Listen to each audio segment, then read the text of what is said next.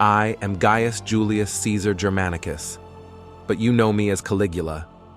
My name, Caligula, came from the soldiers in my father's army when I was just a boy, marching alongside him in my little boots, Caligulae. What they saw as endearing, history remembers as a curse. My reign was brief, but in the short years that I ruled Rome, I left an impression none would forget. This is my story, the story of a man born into power, consumed by it, and ultimately undone by it. I was born in 12 AD into the house of one of Rome's greatest generals, Germanicus, my father. He was loved by the people, a beacon of Roman strength and nobility. My mother, Agrippina the Elder, came from an equally powerful lineage. With a family like mine, you'd think I was destined for greatness, wouldn't you? But the truth is, greatness comes with its share of enemies, and in Rome, enemies rarely strike in the open. My father died under mysterious circumstances when I was just a child, poisoned, many said, by Tiberius, my great-uncle and the emperor of Rome. I don't know if it was true, but the idea took root in my mind and grew like a weed. As the years passed, Tiberius, paranoid and cruel, dragged my family into the abyss of suspicion. My mother tried to challenge him, demanding revenge, but it never came. She was beaten badly, had lost an eye, was exiled and starved herself to death. My two older brothers were exiled and killed as well, one by one. And there I was, waiting for my turn to die. But I survived along with my two sisters, Drusilla and Agrippina the younger. Tiberius took me in, brought me to Capri. Why did he keep me alive? I wondered. Well, I was still young, not a threat, and he needed a spare heir.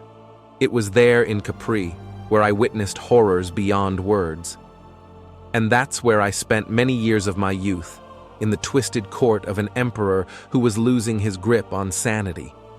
The old man thought he'd break me. Instead, he shaped me.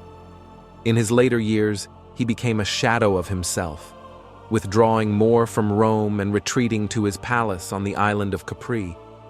I learned much there, about manipulation, about fear, and about how those in power can be both revered and despised in the same breath. But most importantly, I learned patience.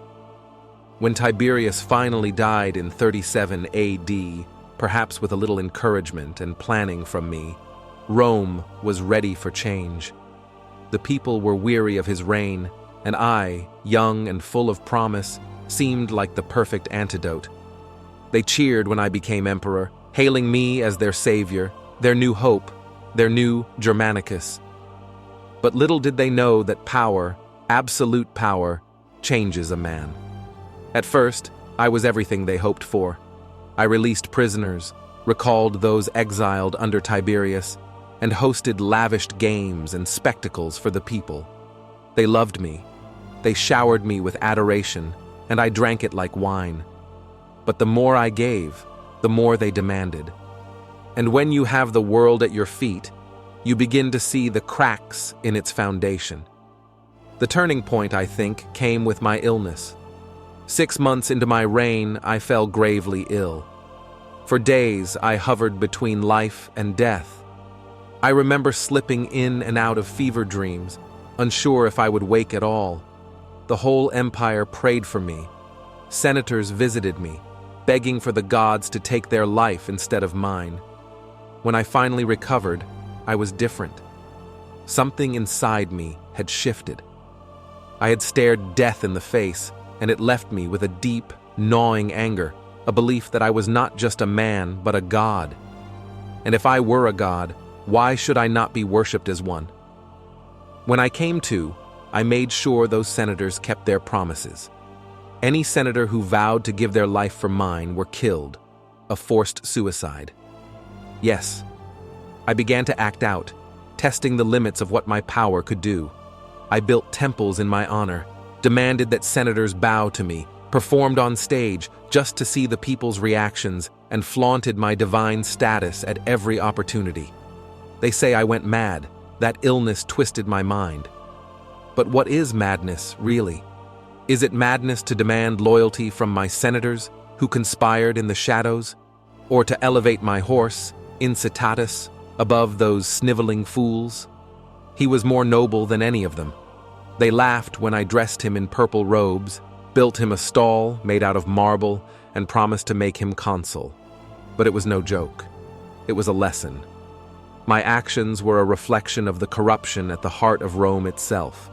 If I seemed mad, it was only because I was the product of a mad system. The rumors, of course, began to spread. Stories of my supposed cruelty, my perversions, my whims. I won't deny that I indulged. I only had Tiberius as an example. What did you expect?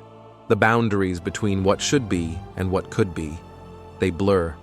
I spent lavishly, draining the treasury to fund games and spectacles more extravagant than any before. I humiliated senators, took their wives for nightly pleasure. Yes, right in front of them, and mocked the traditions of Rome. Why shouldn't I?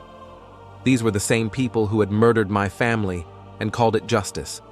And then there was my relationship with my sisters, particularly Drusilla. Ah, Drusilla, my beloved. They said I slept with my sisters. Perhaps. They said that our bond was unnatural, that we were too close. My sisters were all I had left, us against the world. I adored Drusilla beyond reason. When she died in childbirth, a piece of me died with her, and whatever restraint I had left vanished. I elevated her to the status of a goddess, the first Roman woman to be one. In my grief, I plunged deeper into excess, demanding that the people mourn her as they would mourn a deity. If men bow to gods, and men bow to me, what difference is there? I led successful military campaigns in Gaul, Germania, and even Britannia. I commanded the sea itself when I ordered my legions to march against Neptune, the god of the oceans. Some say it was madness. I say it was a victory. We collected seashells as our spoils of war, a triumph over the very elements, and headed back to Rome. But I admit, not all my choices were wise. I pushed too far. Rome has a way of turning on those it once adored. My soldiers grew restless. The Praetorian Guard, those sworn to protect me, were wolves in sheep's clothing. They waited, biding their time. And one night, when the torches flickered low, they found their moment. On January 24th, 41 AD, after spending an evening at the games they struck. Led by Cassius Chaerea, a Praetorian tribune I had humiliated one too many times, they cornered me in a passageway under the palace. The first blow took me by surprise, a dagger to my chest. Then they stabbed me again and again. My body, the vessel of a god, was brought low by cowards. And as the blood pooled beneath me, I realized the power I thought unbreakable was a fragile thing. I staggered, and then more blades followed until the life bled out of me onto the cold marble floor. They even killed my wife and daughter, Julia Drusilla, to avoid any heirs. Maybe Rome will go back to a republic or appoint a king in my place. It is no longer my burden now. Rome thought they could erase me, make me a footnote in history. But here I am, telling you my story, centuries later. Call me mad, call me cruel, either way. I was a product of Rome. The corruption, the decadence, the ambition, it all lived in me, as it lives in every man who touches the throne of power. I am Caligula, and my reign may have ended in blood, but you will never forget me. I merely dare to live in a way no mortal dared, proudly. And if you were me, what would you have done differently?